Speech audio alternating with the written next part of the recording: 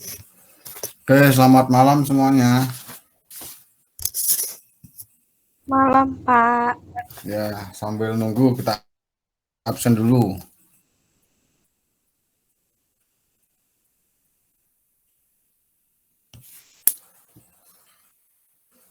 Ananda Atasya.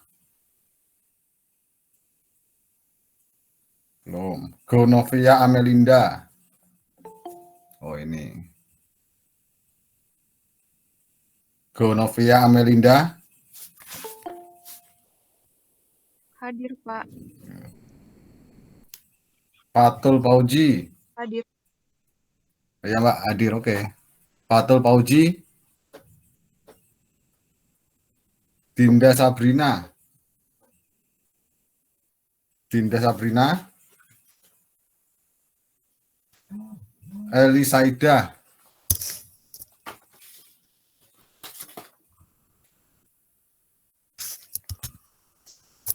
Eli Saida. Belum. Farah Faisa. Hadir, Pak.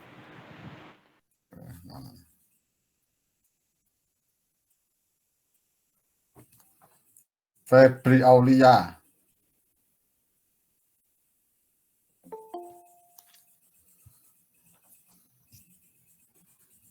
Oh, Febri Aulia Finandita. Hadir ya. Hadir, Pak. Muhammad Aditya Saputra. Hadir, Pak. Niken Cahyaning Tias. Hadir. Hadir, Pak. Oke. Nikita Asis. Hadir, Pak, tapi saya pakai ini akun teman saya, soalnya laptop saya bermasalah, Pak. Ya, nggak apa-apa. Aman. Ninda Diantika Ramadhani. Ninda Diantika Ramadhani. Sartika Eka Saraila. Hadir, Sartika. Pak. Oke. Hadir. Oke. Teresia Aseli Tonga. Mita Nur Maulida. Hadir, Pak. Susanti. Oh, baru masuk ya, Susanti. Iya, Pak. Hadir. Oke. Anissa Tahir. Hadir, Pak. Nabila Fadia. Hadir, Pak. Oke. Ayudian Lestari. Oh, ada. Hadir, Pak. Oke. Alifa Rifda. Oh, ini sakit kayaknya. Meliana. Belum. Siti Aminah. Belum. Muhammad Rifki Revian. Belum. Oke, nanti diingatkan lagi ya yang belum absen, silakan. Oh, Patul Pauji sudah ya tadi ya? Patul Pauji hadir. Oke. Ananda Atasya.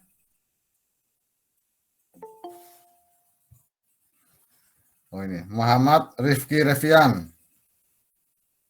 Hadir, Pak. Yuk. Tuh, nanti infokan lagi yang belum absen.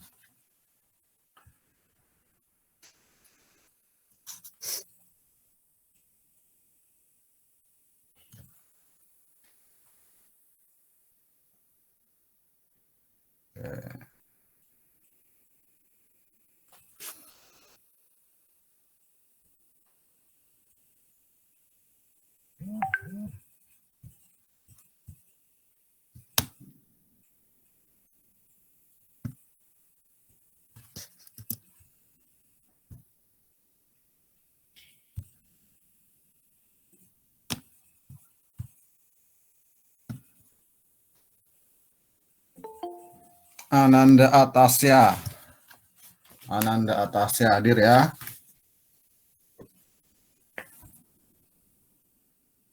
Dinda Sabrina belum ya? Hadir. Oh, Dinda ada. Ya. Elisaida? Belum ya. Meliana? Belum. Siti Aminah? Belum. Hadir, Pak. Oke, sama. Siapa Hadir. nih? Siapa ya? Siti Aminah. Oh, Siti Siti Aminah. Aminah. Ya, ya. Tulisannya Nana soalnya. Oh ya, panggilannya mungkin Nana ya. Oke, selamat malam semuanya. Materi sepertinya 2 kali pertemuan setelah UTS sudah saya share ya di grup. Nah, minggu ini atau malam hari ini kita lanjutkan. Tetapi sebenarnya basically-nya masih ada di pertemuan kedua kemarin ya. Jadi pertemuan kedua kemarin kita membahas pendekatan compliance dan pendekatan secara integritas ya. Itu. Kemudian bedanya compliance dan integritas itu salah satunya integritas itu butuh proses ya untuk bisa menerapkan pendekatan itu untuk segenap sumber daya yang ada di suatu entitas. Tetapi untuk compliance itu bisa dengan saat ini atau dalam waktu yang singkat bisa diterapkan, tetapi untuk keberlanjutan, untuk efek jerah dan artinya supaya pelaku atau oknum itu mempunyai tanggung jawab itu tidak tercover di compliance. Itu kurang lebihnya perbedaan pendekatan compliance dengan integritas. Nah, di compliance, di pendekatan compliance tidak berbicara pendekatan integritas, tetapi di pendekatan integritas pasti ada compliance-nya, ya, pasti ada compliance atau peraturan-peraturan hukumnya itu pasti ada, ya. Nah, dibutuhkan waktu yang cukup lama ya untuk program pendekatan integritas ini karena kan merubah salah satunya kebiasaan, salah satunya budaya yang ada di sebuah entitas ya. Jadi tidak mudah untuk bisa langsung diterapkan ya. Efeknya pun prosesnya itu butuh beberapa masa, beberapa waktu untuk bisa membuat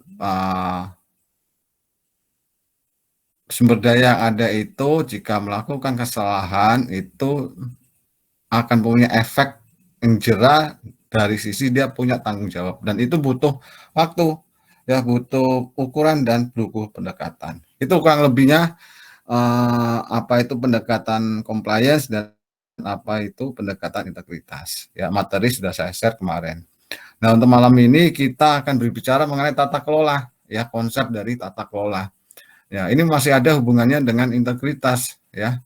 Dengan integritas artinya ya tadi dikatakan pendekatan secara integritas kan bagaimana pelaku atau oknum atau sumber daya yang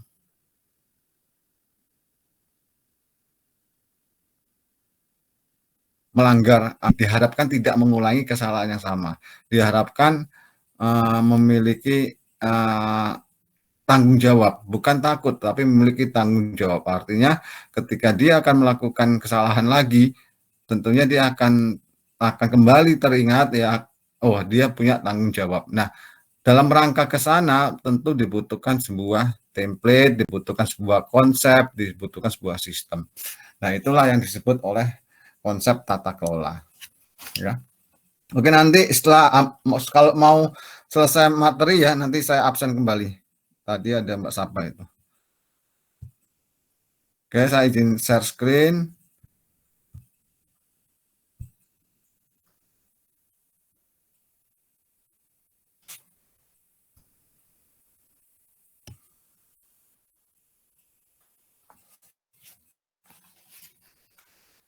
Sudah kelihatan? Sudah, Pak. Ya, sebentar ya.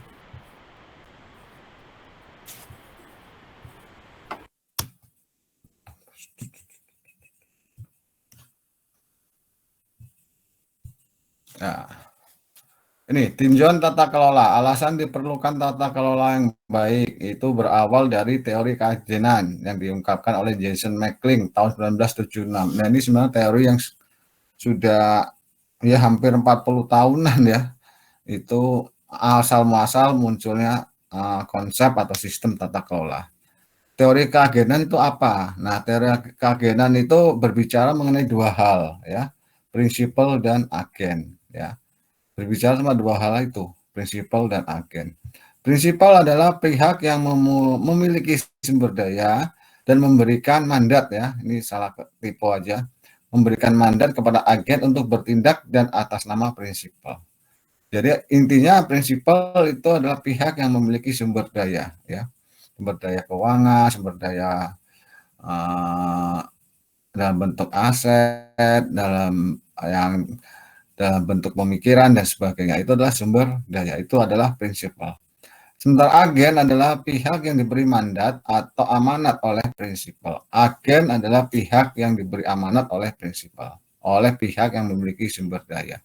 Untuk mengelola sumber dayanya, agen berkewajiban untuk mempertanggungjawabkan apa yang telah diamanatkan oleh prinsipal kepadanya serta memiliki kewenangan pengambilan keputusan yang akan mempengaruhi kesejahteraan prinsipal.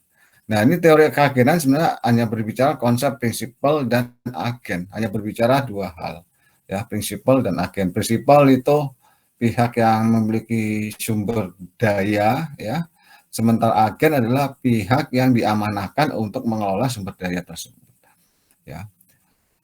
Itu adalah prinsipal serta agen. Nah, prinsipal mungkin di beberapa bentuk usaha, di beberapa bentuk organisasi itu bisa diwakilkan dengan pemegang saham. Ya, pemegang saham kan mereka-mereka memiliki sumber dana yang lebih mereka investasikan di suatu perusahaan. Nah, itu prinsipal kalau kita berbicara dari entitas, mungkin entitas bisnis, entitas perusahaan ya, diwakili oleh pemegang saham. Nah, kalau agen adalah orang yang dipercaya mengelola sumber daya tersebut. Ya, biasa kita kenal dengan sebutan direktur utama ya, dengan sebutan pimpinan ya dan sebagainya. Itu adalah agen. Kalau di perusahaan ya, di entitas bisnis. Nah, contohnya lain di kampus kita ya, kampus Setia Madani. Ya, kita juga ada prinsipal dan kita juga ada agen ya. Prinsipal di Setia Madani ya sudah pasti kalau PTS itu berbadan hukum dalam bentuk yayasan. Ya, Setia Madani prinsipalnya siapa? Ya, Yayasan Abdi Masyarakat Madani, YAMM. Sementara agennya siapa? Ya, agennya adalah orang-orang yang terlibat di operasional kampus itu, mulai dari ketua sampai dengan kaprodi dan sebagainya. Itu adalah agen.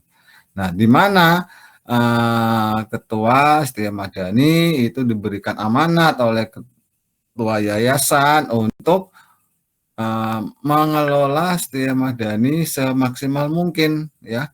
Dia bertanggung jawab untuk mengembangkan Setia Madani. Nah, itu amanah yang diberikan oleh ketua yayasan. Nah, dalam arti itu adalah prinsipal. Ini contoh ya, ini contoh. Jadi inilah teori keagenan, hanya berbicara mengenai dua hal, prinsipal dan agen. Ya, kalau di perusahaan kita mengenal dengan dengan pemegang saham sebagai prinsipal. Kalau di lingkungan pendidikan seperti kampus kita Setia Madani, ya prinsipalnya siapa? Ya Yayasan Abdi Masyarakat atau yayasan ya. Itu kalau kita bicara soal sekolah ya atau soal organisasi pendidikan ya, itu yayasan itu adalah prinsipal. Agennya ya ketua atau rektor dan sebagainya. Itu adalah agen ya. Mempengaruhi kesejahteraan daripada prinsipal. Jadi agen itu yang diberi amanah ya untuk menjalankan operasional daripada entitas tersebut. Artinya Yayasan Abdi Masyarakat Madani itu mempercayakan kepada Ketua Setia Madani untuk mengelola sumber dayanya. Nah, sumber daya siapa? Ya sumber dayanya kan bisa kelihatan di kampus kita ada gedung ya yang berdiri megah 1 sampai 5. Kemudian ada perpustakaannya, kemudian ada sarana belajarnya, ada prasarana belajarnya dan sebagainya. Itu kan sumber daya yang dimiliki oleh yayasan yang kemudian dipercayakan kepada agen di Setia Madani, yaitu Ketua Setia Madani. Nah, ini contoh ya, contoh supaya apa Mbak? Suaranya Ya. kayaknya terdouble ya Pak. Apanya? Nggak Yang jadi, terdouble Pak. apa? Ya sudah Apa? sudah Sudah ya? normal. Oke. Ya, itu ya. Jadi contohnya itu ya kalau kita di skop perguruan tinggi swasta ya, prinsipal dan agen juga ada. Ya, artinya di setiap entitas, entah itu entitas bisnis, entitas pendidikan dan jasa, itu pasti ada dua pihak itu, prinsipal dan agen ya. Mungkin di tempat kalian, mungkin juga kalau kalian cermati juga ada, udah pasti juga ada ya. Nah, kalau bentuknya PT ya pasti pemegang saham ya. Terus kalau CV ya persekutuan, komanditer ya. Beberapa orang melakukan kesepakatan, ada dana, ini yuk kita kumpulkan dan sebagainya. Ya. Alasan diperlukan tata kelola itu intinya berasal dari teori keagenan ya. Prinsipal. Nah, yang menjadi masalah seperti apa sebenarnya? Kenapa kok sebagai pokok daripada tata kelola itu berbicara prinsipal dan agen? Nah, di sini. Agen sebagai pihak yang bertugas untuk mengelola perusahaan mempunyai lebih banyak informasi mengenai perusahaan dibandingkan prinsipal. Ya, setahu saya ya pemegang saham tidak pernah turun ya ke operasional perusahaan ya. Dia hanya turun itu ketika akan diadakan RUPS. Tetapi untuk pemegang saham itu turun langsung ke kegiatan operasional itu saya belum pernah membaca beritanya itu ya. Nah, artinya ya yang mengetahui A sampai Z permasalahan A sampai Z runningnya sebuah perusahaan itu kan dikuasai sepenuhnya oleh agen ya, oleh pimpinan atau oleh orang yang dipercaya untuk mengelola sumber daya dari prinsipal ya, karena dia stay dan katakanlah 7 jam selama 1 minggu berada di kantor, sementara kalau prinsipal kan tidak pernah ya, kalau pemegang saham tidak pernah turun ke kantor tersebut ya. Dia nggak terima ya berapa sih keuntungan tahun ini, berapa sih pertumbuhannya tahun ini dan sebagainya.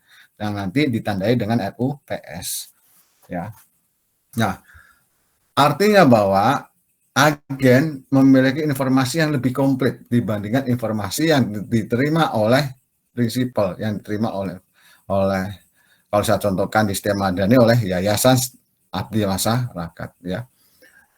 Jarang saya ketahui pemegang saham turun ya, ketua yayasan kita turun ke kampus, saya rasa nggak pernah. Tetapi di akhir tahun ketika ada evaluasi kinerja, beliau turun. Nah, artinya sehari-hari semua sudah dipercayakan, diamanatkan kepada agen ya.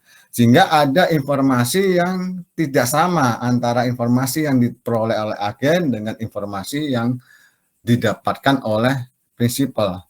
Pada umumnya informasi yang didapatkan oleh prinsipal itu sifatnya terlambat ya, sudah terjadi baru prinsipal tahu ya itu.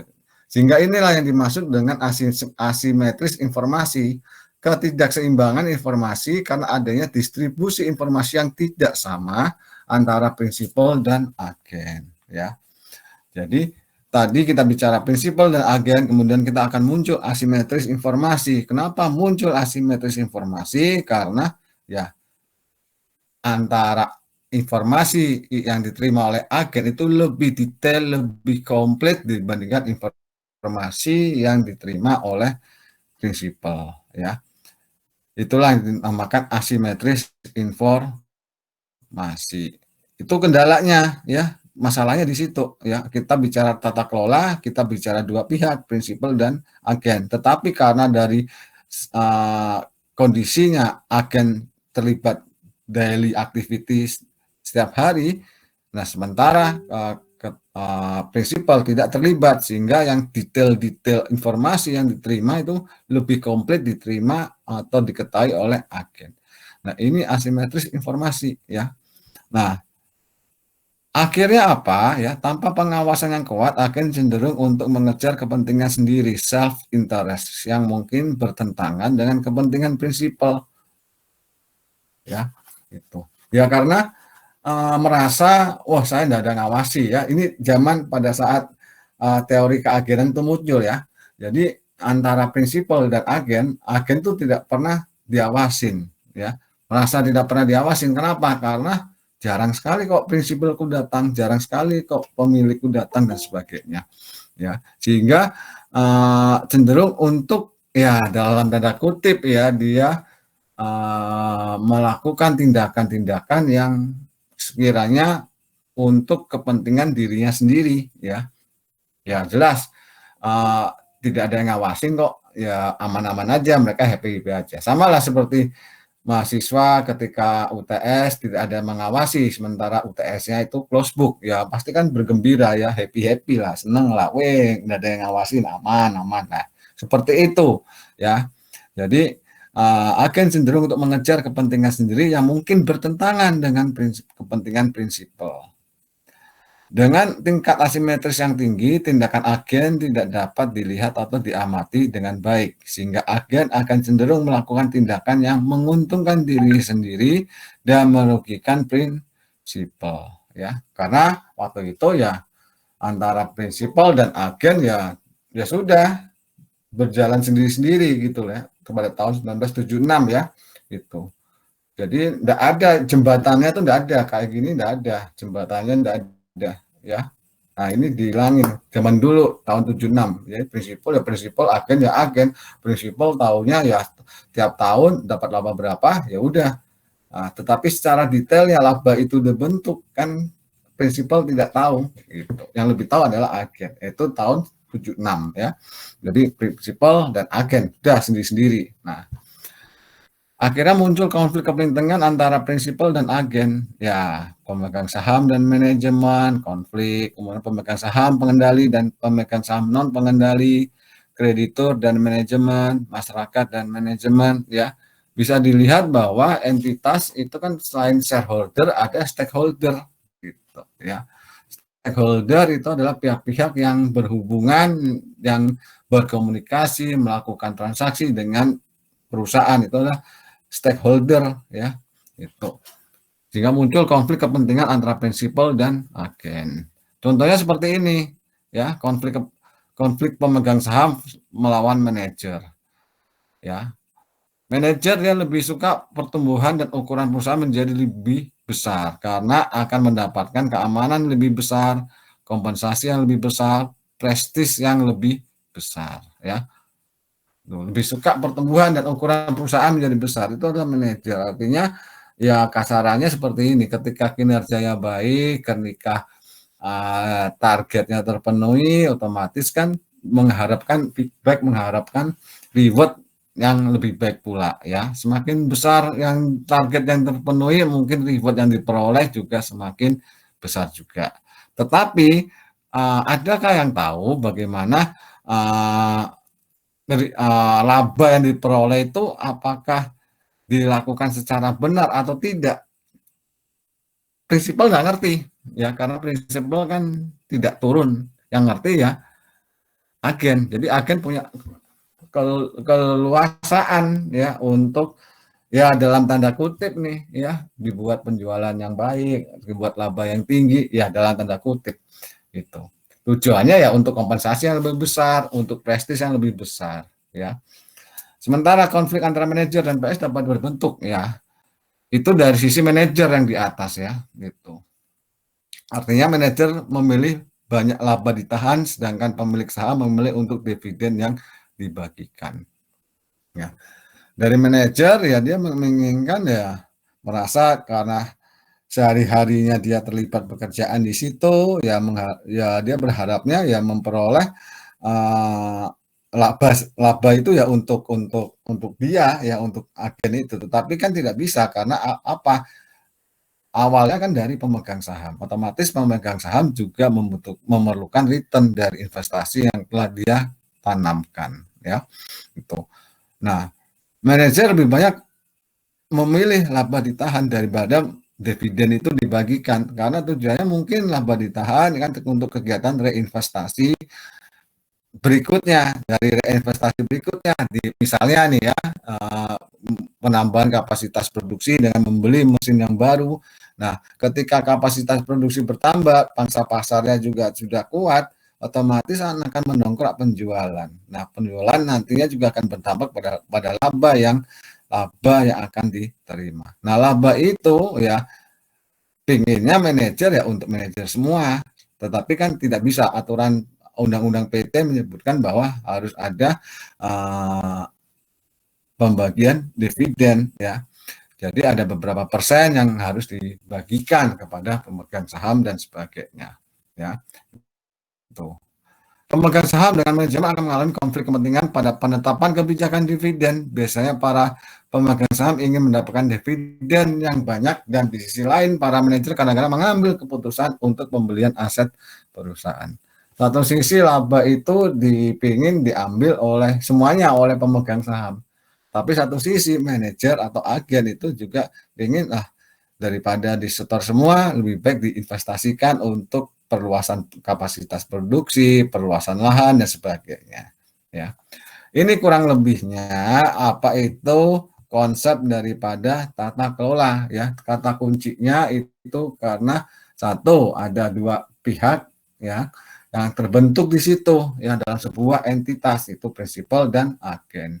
Ya, prinsipal itu apa, agen itu apa, kemudian konfliknya ada di mana ya, karena agen terlibat daily activity dari sebuah entitas, sementara prinsipal itu tidak pernah terlibat, setahu saya tidak pernah terlibat turun ya, kecuali kalau itu perusahaan keluarga mungkin ya, tetapi kalau bukan perusahaan keluarga ya jarang dilihat pemegang saham turun ke operasional perusahaan ya, sehingga memunculkan asimetris informasi. Asimetris itu kemudian akan menimbulkan konflik kepentingan. Ya, inilah kira-kira poin kata kunci dari apa itu kita melihat tinjauan tata kelola ya. Alasan diperlukan tata kelola yang baik ya.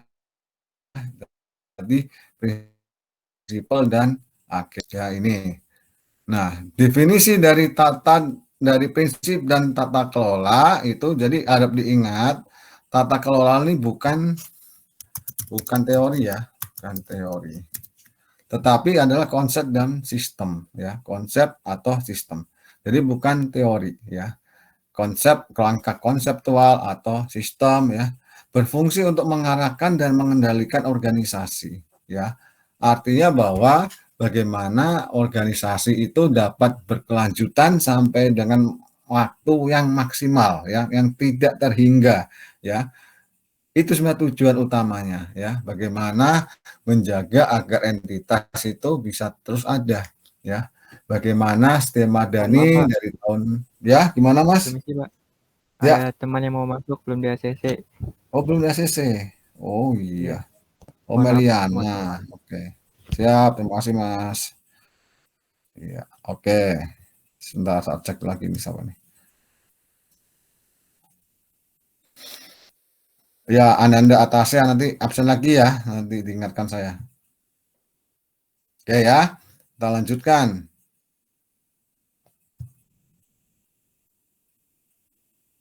Nah, jadi bukan teori ya. Jadi tata kelola itu kita tidak bicara teori tata kelola, tidak ada, tapi adalah konsep, kerangka konseptual, berfungsi untuk mengarahkan dan mengendalikan organisasi.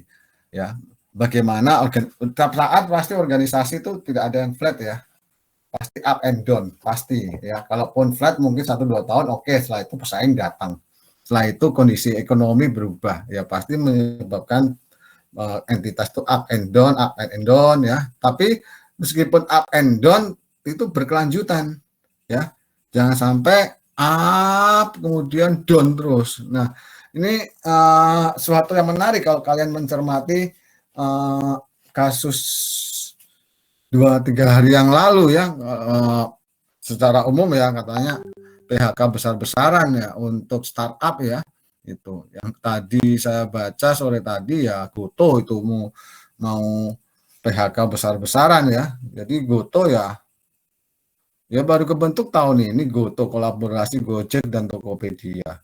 Ya belum ada setahun tapi sudah PHK ribuan, tadi dari Google, berita di Google yang saya terima itu.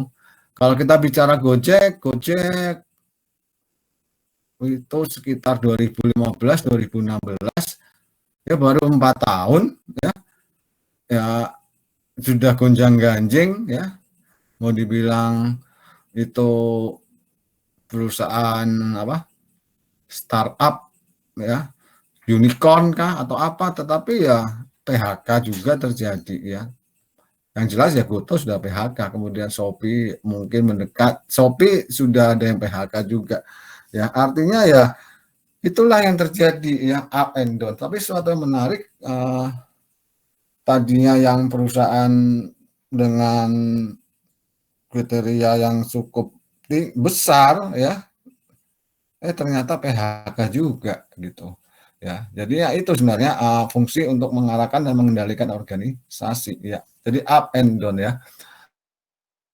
Perusahaan multinasional atau perusahaan yang basicnya keluarga, mungkin kalau di Indonesia contohnya ya Jamu Jago itu ya, itu udah hampir 50 tahun ke atas.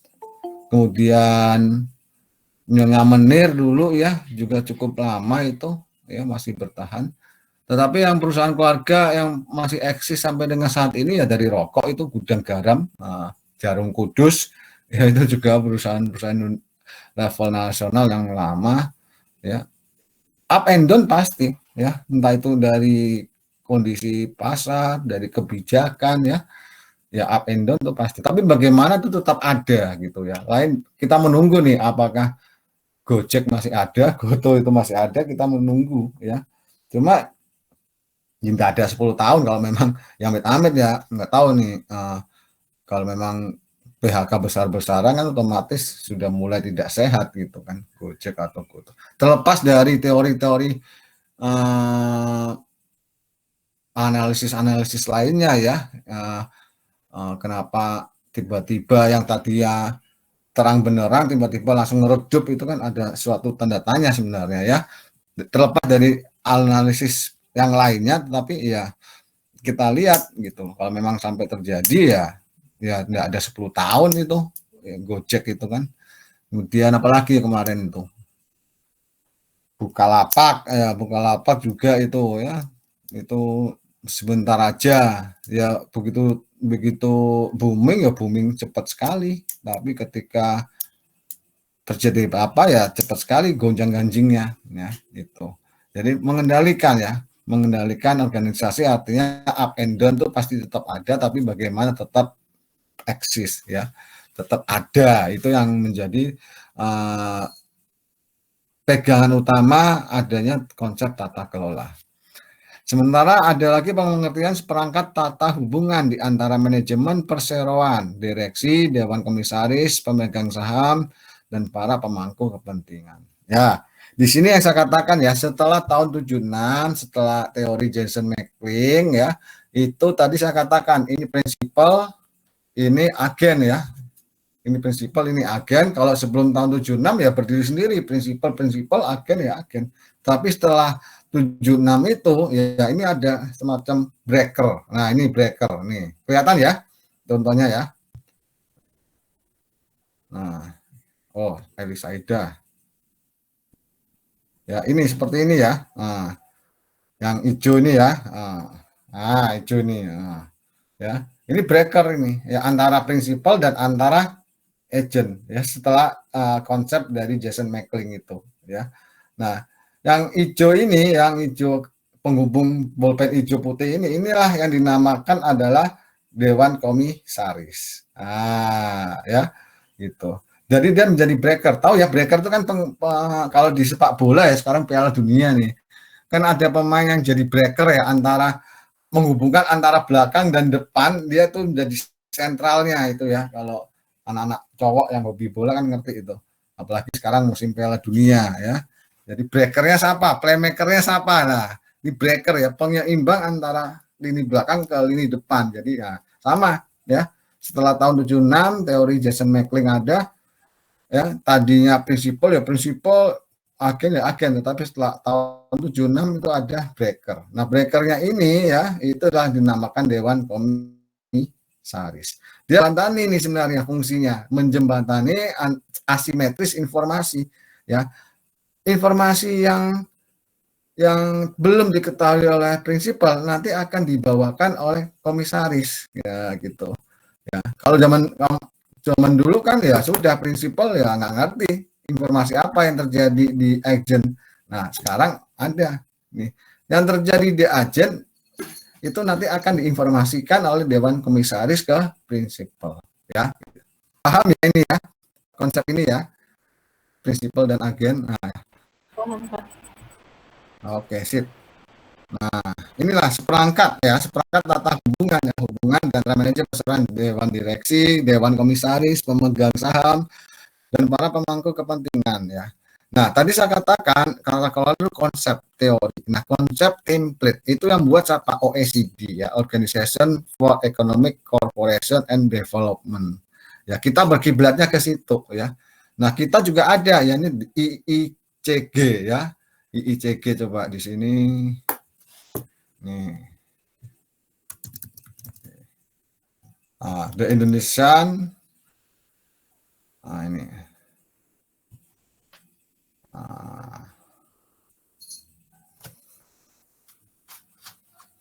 Ya, ini ya. Corporate Governance Perception Index ya. Ini sebenarnya template ya, template turunan daripada OECD ya. Kalau kita bicara tata kelola, kita kiblatnya ke OECD ya. Kalau kita berbicara mengenai enterprise risk management, kiblatnya itu kemana? Ke COSO ya, ke COSO. Nah, kalau kita berbicara mengenai sustainable atau CSR ya, corporate responsibility ya, CRS ya, corporate responsibility report, CSR ya, itu mengacunya kemana? Ke GRI. Nah, jadi ini konsep, ini sistem template ya, template bukan teori ya. Ini yang dimaksud dari OECD ini ya. Yang membuat itu, yang merancang itu ya. Sama kalau kita bicara risk management, kalau kita bicara IRM, enterprise risk management, itu kiblatnya ke COSO ya. Pengendali internal kiblatnya ke COSO. Nah, seperti itu. Proses dan struktur yang diterapkan dalam menjalankan perusahaan dengan tujuan utama untuk meningkatkan nilai pemegang saham. Ya, kapan hari saya pernah infokan, mencari profit itu hal yang memang ya harus dicari ya, tetapi bukan yang utama ya. Tapi bagaimana perusahaan itu bisa sustainable ya, bisa berkelanjutan. Ya, kalau kita cermatin perusahaan-perusahaan plat merah kita kan banyak yang rugi gitu. Tapi sampai dengan saat ini masih ada. Ya lupakan dulu lah intrik-intrik politik yang ada ya, tetapi ya sampai saat ini kita masih melihat ada perusahaan plat merah yang rugi, seringnya rugi tapi masih tetap ada ya, karena mungkin mereka memiliki cash flow yang positif ya, cash flow yang positif ya, meskipun rugi ya, tetapi bukan pembenaran ya, bukan pembenaran kita usaha rugi saja ya. Supaya apa? Supaya menghindar dari pajak. Ya, kalau setahu saya setelah ada undang-undang HPP kan, nggak tahu ya kalian yang praktisi ya mungkin bisa mengkoreksi, tapi setahu saya undang-undang HPP kan rugi aja ada tarif pajaknya juga untuk HPP ya. Tapi silakan yang teman Anda yang update ya, yang bekerja saat ini mungkin lebih bisa mengoreksi. Tapi setahu saya sekarang ya perusahaan rugi ya tetap aja membayar pajak. Beda dengan kondisi 10 tahun yang lalu mungkin ya, 10 tahun yang lalu kalau rugi ya masih diberi kesempatan sampai 3 kali ya, 3 kali rugi-rugi ya masih nol pajaknya, is oke ya, asalkan memang itu memang benar-benar rugi. Tapi setelah ada ya undang-undang HPP kan ya rugi juga tetap dikejar oleh pajak. Nah, jadi itu ya, menjalankan perusahaan meningkatkan nilai pemegang saham dalam jangka panjang ya, sustainable-nya yang jelas itu sustainable ya, yang jelas begitu ya, selalu ada.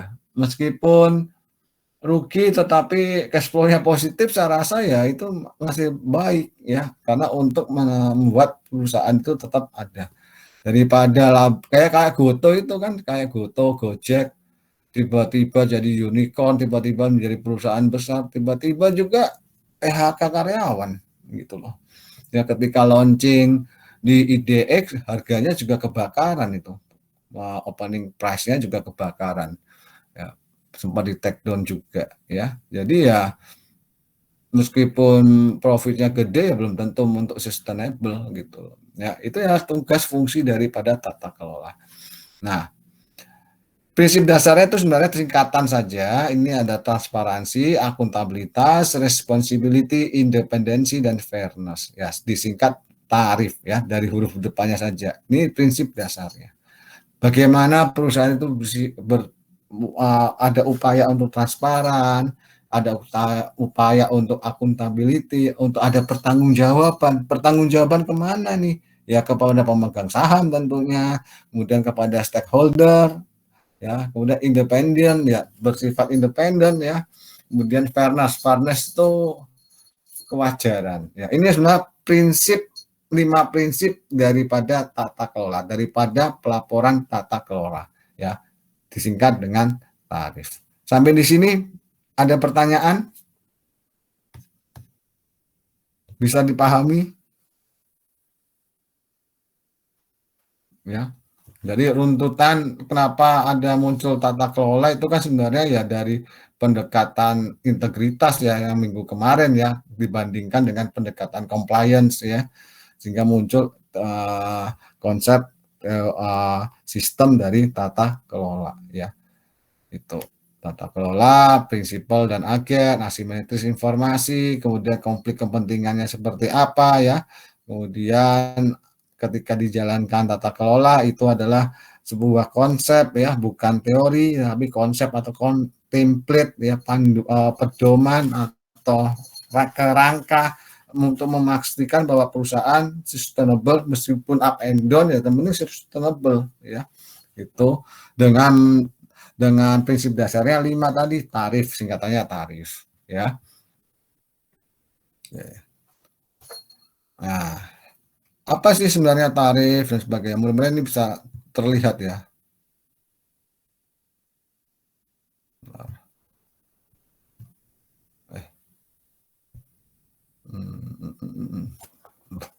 Bisa kelihatan ya. Nah, transparansi untuk menjaga objektivitas dalam menjalankan bisnis, perusahaan harus menyediakan informasi yang material dan relevan dengan cara yang mudah diakses dan dipahami oleh pemangku kepentingan ya. Perusahaan harus mengambil inisiatif untuk mengungkapkan tidak hanya masalah yang diisyaratkan oleh peraturan perundang-undangan, tetapi juga hal yang penting untuk pengambilan keputusan oleh pemegang saham, kreditor, dan pemangku kepentingan lainnya. Kata kuncinya dari mana sih transparansi? Itu adalah perusahaan menyediakan informasi yang material. Dia sudah usaha menyampaikan informasi yang material dan relevan kepada stakeholder ya. Itu dengan cara yang mudah diakses dan mudah dipahami ya. Ini contohnya ya untuk zaman sekarang kan ya sudah familiar ya, setiap aktivitas setiap entitas itu kan pasti ada websitenya ya itu.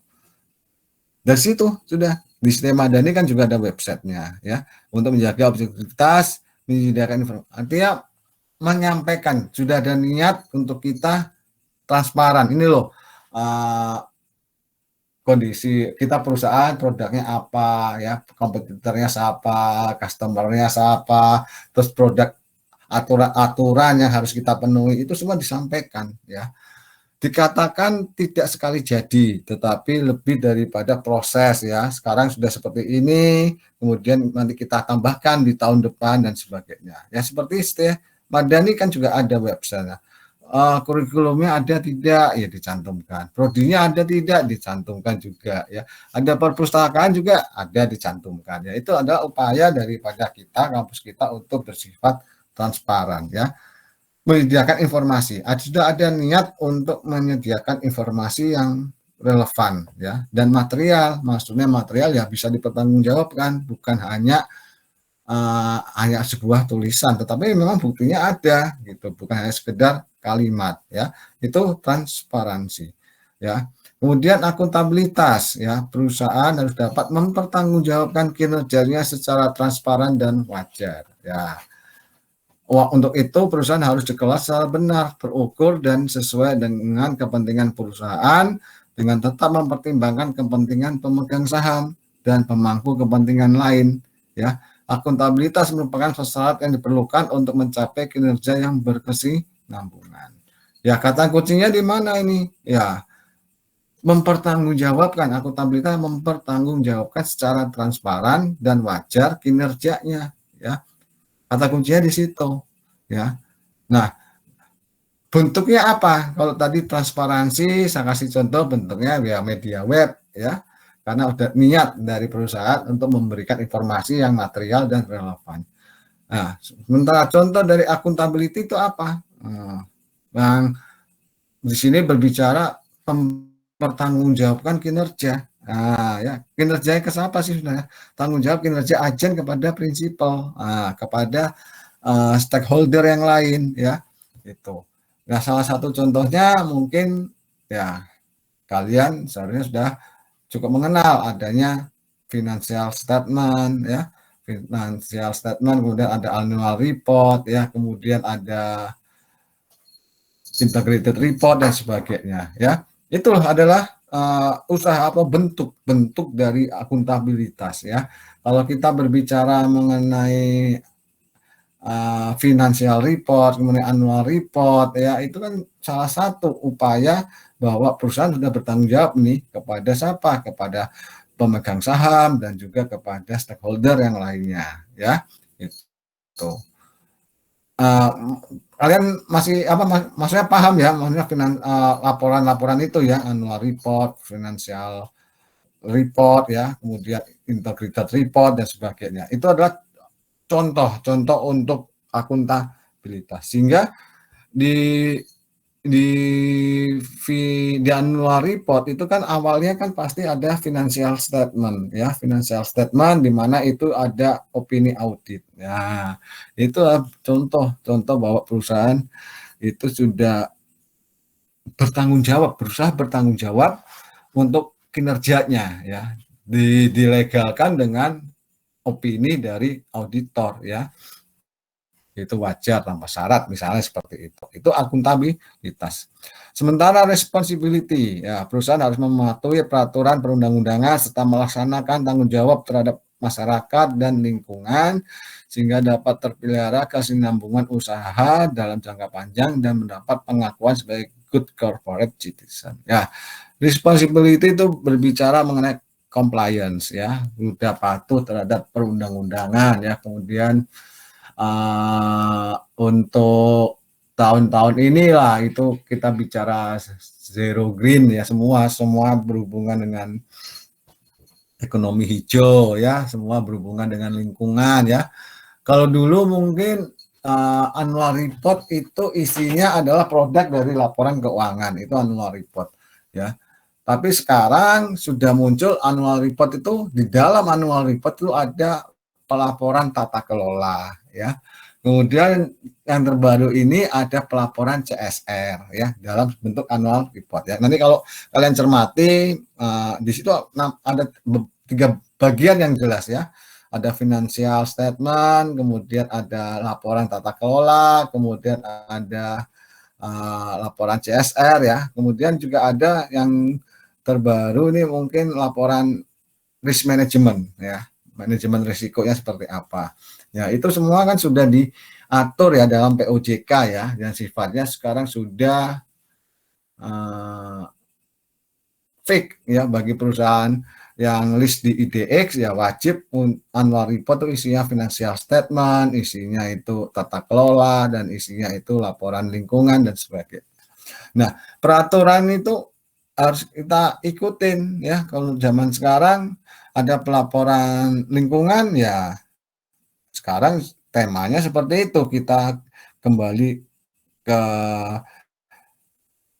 triple P bottom line, people, planet, profit ya. Itu cikal bakal dari sustainable ya. Kemudian zaman-zaman sekarang juga bagaimana bank-bank itu menuntut laporan lingkungan dari calon kreditur ya. Kalau laporan calon kreditur itu tidak ada laporan lingkungan yang bisa dipertanggungjawabkan, mungkin kreditnya tidak bisa diberikan ya, karena itu bagian dari kebijakan peraturan yang sudah disepakati bersama bahwa kita kembali untuk memelihara lingkungan kita, lingkungan tempat perusahaan itu berdiri, berproduksi itu harus dipelihara. Nah, itu adalah responsibility, contoh-contohnya. Independen, untuk melancarkan pelaksanaan atas asas GCG, perusahaan harus dikelola secara independen, sehingga masing-masing organ perusahaan tidak saling mendominasi dan tidak dapat diintervensi oleh pihak lain. Ya, ada porsinya tadi, ya. Prinsipal ya prinsipal, kemudian agen ya agen, ya ini yang hijau ini adalah komisaris, ya.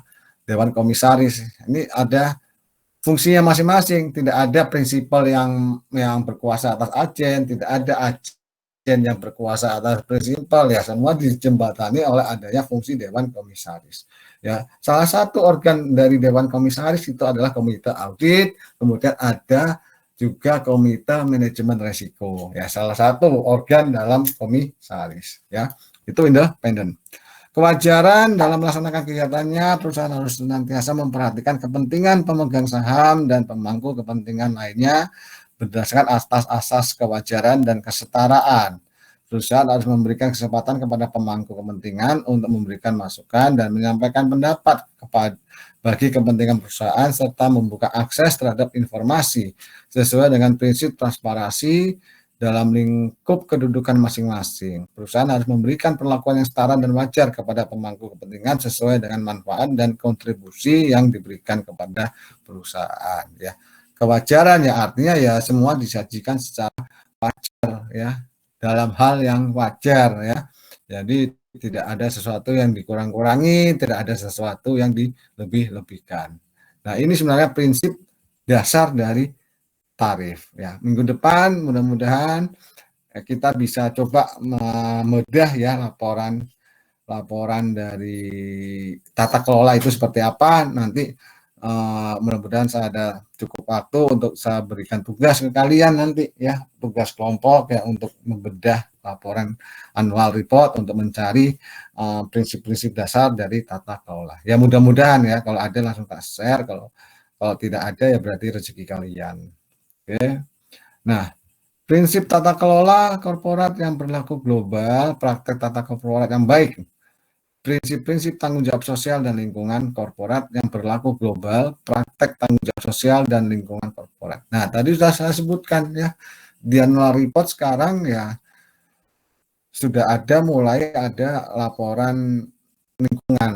Ya, itu harus ada karena perbankan sekarang ya wajib hukumnya ya, kreditor yang tidak mencantumkan laporan lingkungan ya sudah nggak mungkin bisa dikasih kredit. Nah, kemudian peran akuntan profesional untuk menegakkan tata kelola yang baik ya. Jadi template-nya nanti, konsepnya nanti itu kita berbicara ada teori keagenan ya tadi di atas ya, teori keagenan atau benturan kepentingan, tata kelola bisnis ya. Dalam laporan itu isinya kurang lebih 7 ini. Ya, prinsip dasar tata kelola, struktur tata kelola organ korporat itu juga ada nanti di laporan tata kelola. Kemudian overview, regulasi dan pedoman tata kelola, tanggung jawab dewan proses nominasi, komposisi kompetensi. Ini seperti kalau kalian nanti kita membuka ya laporan annual report itu kan ada komposisi dewan direksi, komposisi dewan komisaris, gendernya itu banyak yang cewek kah, banyak yang cowok kah, terus nationality-nya itu dari Indonesia kah lebih banyak atau dari luar negeri, ya. Itu. Kemudian nanti ada direkap berapa kali komisaris menghadiri seminar ya atau mengikuti pelatihan, ada berapa kali agen juga mengikuti seminar atau mengikuti pelatihan, itu nanti ada. Nah, ini yang disebut tanggung jawab Dewan proses nominasi, komposisi, kompetensi, ya. Itu nanti akan di annual report, di tata kelola itu akan tercantum dalam 1 tahun aktivitasnya itu apa saja itu tercantum. Kemudian ada peran akuntan profesional, jelas ya, akuntan profesional setiap awal halaman di annual report kan pasti ada opini audit, ya. Artinya bahwa laporan keuangan tersebut sudah diaudit oleh KAP, ya, KAP yang ditunjuk, ya. Kalau bank-bank tuh biasanya sudah menjalin kerjasama dengan KAP yang ditunjuk, tetapi kalau bank plat merah atau BUMN itu berdasarkan instruksi dari Menteri BUMN itu ada 5 atau 6 KAP yang memang harus maksudnya dipakai oleh BUMN itu, ya. Jadi kalau di luar 6 atau 5 ini ya tidak resmi, asalnya seperti itu, karena sesuai dengan aturan daripada Menteri BUMN. Nah, seperti itu pasti ada peran akuntan profesional. Kemudian ada komite, ya, komite ada komite audit, kemudian ada komite manajemen resiko, ya. Komite itu adalah organ, ya, salah satu organ dari Dewan Komisaris, ya, ini. Ya. Nih, di sini yang hijau putih ini, ya, salah satu organ dari Dewan Komisaris, ya. Itu nanti ada komite audit dan ada komite risk management, ya. Nah, komite audit itu nanti akan dibantu oleh internal audit. Nah, tetapi internal audit itu dibentuk oleh agen. Nah, ya, yang membentuk unit internal audit itu adalah agen, yaitu dalam arti adalah pimpinan, ya, agen, ya. Jadi report internal audit itu harus dilaporkan kepada agen. Nah, permasalahannya kalau agennya dalam hal ini adalah pimpinannya ini yang diindikasikan melakukan kesalahan, nah, internal audit melapornya kemana? Nah, ya kan, paham ya ilustrasinya, ya. Ya, jadi internal audit itu dibentuk oleh pimpinan atau direktur, ya, di bawah direktur. Jadi ketika ada indikasi kecurangan, internal audit lapornya ke direktur. Nah, tetapi kalau direktur yang melakukan kecurangan, kalau tidak ada hijau ini, ya, kalau tidak ada hijau ini, maka ya sudah selesai. Internal audit tidak bisa berbuat apa-apa, kecuali eksternal audit nanti, ya.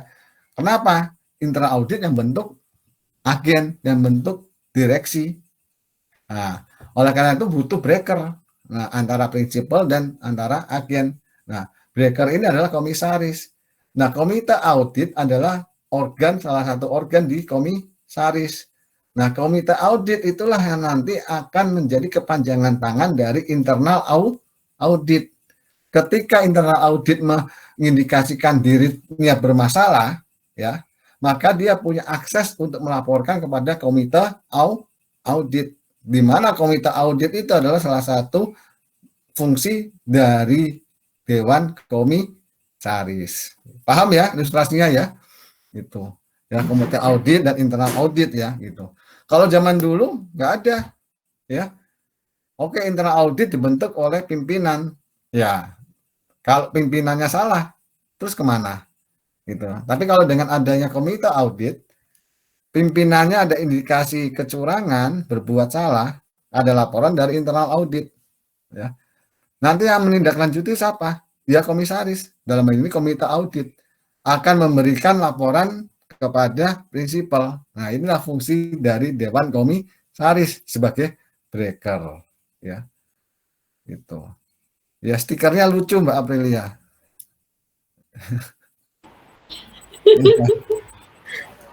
Pencet, Pak, bukan Aprilia, panik kita. Loh, ini tulisannya Aprilia. Ya pakai akun teman saya, Pak. Oh iya, ya enggak apa-apa. Tapi mau Aman-aman. ganti. Ya, wes. Ya itu ya tadi ya ngerti apa? Paham ya maksudnya eh, internal audit, kemudian komite audit dan sebagainya ya. Manajemen risiko itu tadi sudah saya sampaikan, kita konsepnya enterprise risk management itu memang hubungan sama internal audit dengan konsepnya COSO. Ya, itu salah satu sebenarnya salah satu organ juga dalam komisaris, komite manajemen risiko. Dan ada pelaporan manajemen risiko juga. Nah, inilah sebenarnya 1, 2, 3, 4 sampai 7 ini yang sebenarnya kurang lebihnya yang ada pada laporan tata kelola ya. Mudah-mudahan minggu depan lah kita bisa sama-sama ya membuka satu-satu ya, di mana ini posisinya seperti apa. Ya ini kurang lebihnya ya, itu konsep daripada tata kelola. Kenapa bisa muncul ya, fungsinya muncul untuk apa dan sebagainya. Ya. Nah, terakhir adalah if management is about running the business, governance is about saying that it is run properly. Ya, Anda bisa mengartikan ini? If management is about running the business, governance is about saying ya that it is run properly. Nah, kurang lebihnya ada yang bisa mengerti maksudnya? Niken ngerti tuh Pak dia. Apa nih Ken? Mbak Niki. Itu manajemen saya Pak. Ya silakan. If management is mana Pak? Oh, ya. If management, ya. If management is about running a business, kalau manajemen itu cuma tentang menjalankan bisnis, governance about seeing that is run properly. Ya, pemerintah cuma lihat itunya aja Pak, bisnisnya aja. Nah, ya ini nih ya pemerintah. Governance itu ya kasarannya pemerintah, tapi ini bukan pemerintah ya. Governance itu Jadi lebih kepada prinsipnya tata kelola, prinsip tata kelola itu adalah governance ya. Tata kelola itu governance. Kalau pemerintah tuh government toh Mbak, bukan governance toh. Ya benar nggak? Iya Pak. Ya governance ya itu tata kelola. Ya kurang lebihnya ya jika manajemen itu selalu bertumpu pada bagaimana bisnis itu harus running, harus bisa berjalan ya. Ya kasarannya ya apapun segala cara akan dilakukan oleh pihak manajemen. Apalagi ada asimetris informasi, apalagi ada kepentingan pribadi dari agen. Ya apapun caranya lah akan dilakukan ya untuk supaya penjualannya bagus, labanya gede, tentu kan akan berdampak pada bonus akhir tahun ya, apapun lah itu ya. Yang penting running the business ya, bisnis itu running ya. Bagaimana Madani meskipun sekarang sedang turun PMB-nya dan sebagainya, tapi ya caranya ya harus tetap ada stay Madani ya, seperti itulah kasarannya ya. If management is about running the business. Nah, governance ya is about saying that it's run properly. Nah, governance itu memastikan, Mbak, ya oke, you management itu running the business oke. Tetapi harus diingatkan, kamu menyimpang nih, ada compliance yang tidak terpenuhi. Di sini ada kasus kode etik yang kamu langgar. Nah, itu adalah fungsi dari governance, ya. Paham ya? Itu. Jadi saying that runs properly ya artinya ya boleh running ya tetap jalan ya, itu kita usahakan segala cara ya. Yang penting bisnis itu usaha kita tetap jalan. Tetapi bagaimana usaha itu jalan diimbangi dengan compliance kita yang kita penuhin ya, itulah run properly ya. Itu kurang lebihnya. Corporate governance is on agenda ya. Beberapa data dari penelitian, banyak perusahaan yang gagal karena lemahnya corporate governance ya. Itu salah satu penelitian seperti itu ya. Recognition dari GCG has financial benefit ya. Recognition yaitu pengakuan dengan adanya implementasi GCG diharapkan untuk terjadi kondisi keuangan yang lebih baik. Tetapi ingat di sini ya, GCG atau tata kelola bukan cara untuk menghilangkan fraud ya, bukan cara untuk menjamin kecurangan itu tidak ada ya, bukan untuk itu ya GCG gitu loh. Nah di sini kan jelas management is about running the business, governance is about saying that is run properly. Ya governance itu yang jadi pengingatnya, itu masalah, ini sama masalah dan sebagainya. Ya jadi itu.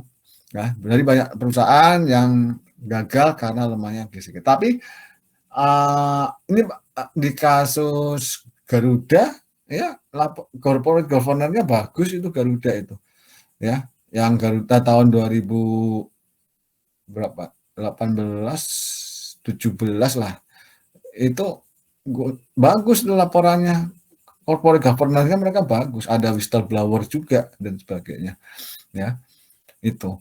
Tetapi ya tidak menutup adanya oknum yang bertindak fraud. Nah, ya jadi artinya bahwa besok jangan beranggapan bahwa untuk mencegah fraud diterapkan GCG pasti hilang fraudnya, ya enggak juga gitu loh ya. Kan tetap bersinergi, GCG itu sebenarnya bersinergi saja nih. Yang penting running dan yang penting sesuai dengan compliance-nya terpenuhi, ya itu aja. Ketika runningnya menyimpang terlalu jauh dari compliance, jadi diingatkan, menyimpang. Nah itu sebenarnya ya bersinergi ya itu. Good corporate governance implementation, protect stakeholder interest compliant with law. Ya, tadi saya katakan ya, integritas, pendekatan integritas selalu berbicara juga compliance, tapi compliance tidak pernah berbicara mengenai integritas. Ya, jelas. Salah satu bentuk pendekatan integritas ya adalah konsep tata kelola. Ya, 1 2 3 4 kalian bisa baca sendiri, kemudian di sini terakhir ya. If you can't measure it, you can't manage it. Itu dari bukunya Peter Drucker ya. Jadi segala sesuatu itu harus dipastikan ya, harus dibuat terukur ya. Kalau tidak dibuat terukur ya kita susah untuk mengevaluasi ya. Artinya ya semua itu harus dibuat objektif gitu loh. Jangan subjektif, hanya katanya situ, katanya sini. Ya jangan, kita akan susah tuh nanti untuk memanage. Jadi artinya bahwa semuanya itu harus didatakan. Semuanya itu harus di-assessment ya dalam bentuk angka. Ya dari bentuk angka itu maka kita bisa memanage kinerjanya baik, kinerjanya buruk kan dari bentuk angka, bukan dari katanya ya. Nah, culture, strategi, capabilities need to be alignment. Ya, ini culture ya. Tadi saya katakan integritas butuh waktu nih, tidak bisa 1 tahun 2 tahun selesai, enggak juga gitu loh. Paling 5 tahun tuh sudah bagus ya. Culture-nya ya, maksudnya merubah mindset ya. Di bawah 5 tahun bisa, 3 tahun itu sudah kelihatan ya, seperti kejadian PT Kereta Api ya. Kereta api sebelum tahun 2009 itu kan ya porak-poranda ya. Ya macam-macam yang naik di kereta api itu, mulai dari mencopet, mulai dari pedagang asongan, mulai dari ayam, itu semua jadi satu di gerbong. Ya, belum lagi pedagang asongan masuk dan sebagainya. Belum lagi yang ada di atas, belum lagi yang tanpa karcis, belum lagi di dalam gerbong merokok ya. Itu kan 2009 ke bawah seperti itu. Kemudian transformasi kereta api menjadi kereta api yang saat ini menjadi moda yang cukup dibanggakan, itu bebas smoking, bebas asap rokok, bebas copet dan sebagainya. Itu kan setelah 2009, 2014-an itu baru kelihatan hasilnya, sistem etiketing, kemudian ada calo ya, kemudian ada sistem boarding pass ya, kemudian di dalam kereta gerbong itu ya tidak boleh merokok ya, itu kan culture ya. Selama ini kereta api ya culture-nya ya merokok sembarangan, naik di atas atap ya, tempat duduk tanpa karcis dan sebagainya. Nah itu culture, ya itulah pendekatan integritas ya, dimana kemarin kan walk the talk ya, dengan istilah konsep walk the talk, leading by example ya, itu adalah culture ya, merubah culture. Ada change, merubah, kemudian setelah change, ada growth ya. Kemudian setelah growth lihat performanya, kemudian execution, innovation, ya ini semua mencakup ini. Ya, organizational culture is strategy for breakfast, lunch, and dinner. Artinya ada culture ini kan seperti kita menyantap ya, menyantap mulai dari makan pagi, siang sampai dengan makan malam ya. Kita santap ini semua ya. Kita harus apa? Ya merubah culture kan seperti itu ya. Udah bisa dalam waktu 1 tahun ya. Kalau kita lihat kasusnya kereta api kan ya perubahannya kelihatan setelah 4 tahun ya, karena kepemimpinannya kan 2 periode, 5 tahun pertama dan 5 tahun kedua ya. 5 tahun pertama ya pembenahan kereta api, mindsetnya karyawan yang tadinya profit oriented menjadi customer oriented ya. Profit kemarin di minggu kemarin kita bicara profit oriented itu pendekatan kepada compliance, tapi customer oriented pendekatan kepada integritas ya, di mana dalam pendekatan integritas itu ada konsep leading by example ya. Nah, itu sebenarnya ya untuk culture ya. Kurang lebihnya seperti ini. Ada pertanyaan?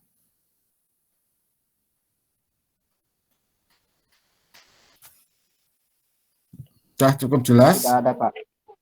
Ya. Oke. Ya, nanti mudah-mudahan minggu depan nanti bisa saya bawakan contoh dari annual report ya.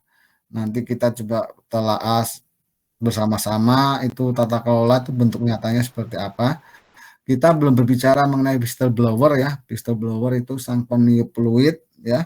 Tadi kalau saya katakan internal audit dibentuk oleh pimpinan. Nah, pimpinan kalau ada kesalahan atau kecurangan, siapa yang melaporkan? Nah, kecurangan itu kan bisa dilaporkan oleh siapa saja ya. Tapi bagaimana yang melaporkan kecurangan itu diberikan keselamatan dalam tanda itu dilindungi identitasnya dan sebagainya. Dan yang melaporkan itu benar-benar objektif, jangan karena sakit hati, jangan karena iri. Nah, itu adalah fungsi dari whistleblower ya, sang peniup fluid ya, sang peniup fluid. Nah, itu nanti yang menjadi garda terdepan untuk kita mencegah meminimalisir kecurangan ya. Itu kita belum berbicara itu mengenai teknisnya whistleblower seperti apa. Jadi kurang lebihnya malam ini kelanjutan dari minggu kemarin kita bicara compliance, kita bicara integritas ya, kemudian ya bentuk nyatanya apa ya, ini adalah konsep atau sistem atau konseptual daripada tata kelola ya. Kurang lebihnya seperti itu yang bisa saya sampaikan karena sudah hampir 10:30. Kalian besok harus bekerja, saya juga sudah capek ya, dan juga waktunya memang kan sampai 10:30. Jadi saya rasa jika tidak ada pertanyaan saya cukupkan sampai di sini. Terima kasih atas kehadiran kalian by online ya. Nanti segera saya kirimkan materinya ya di grup, termasuk mungkin tugas ya, jangan lupa tugas. Kalau mudah-mudahan saya ada waktu luang, tapi doakan saja saya sibuk sehingga mungkin saya lupa ya, gitu ya. Oke, selamat malam. Terima kasih. Saya izin live ya. Terima kasih, Pak. Selamat malam.